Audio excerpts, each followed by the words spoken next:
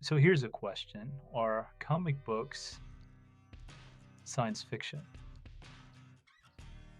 It's interesting because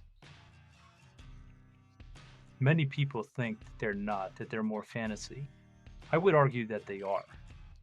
And with examples of Batman and the Incredible Hulk. So you think about Batman, this is a person that has severe mental illness and trauma from watching his parents die. And what happens to him? Well, he basically is wealthy and he obsesses with getting revenge. And the means to do it is to create advanced technologies so he can have an advantage against his enemies.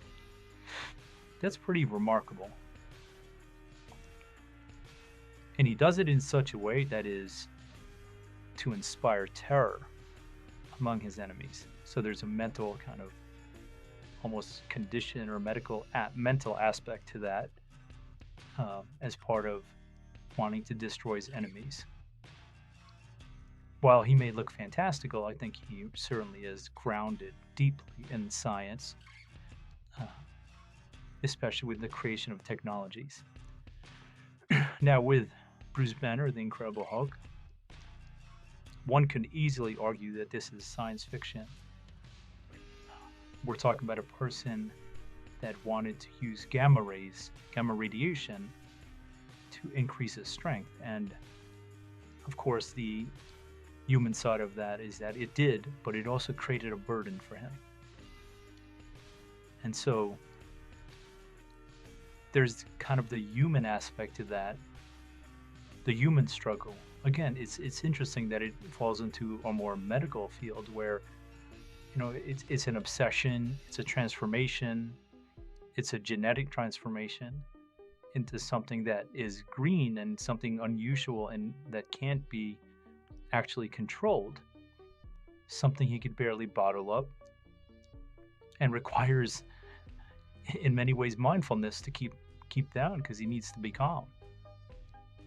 So there's that aspect of science fiction where they're grounded in more reality. And I can understand why people think that it could also be fantastical. You think about Superman, this is an indestructible alien.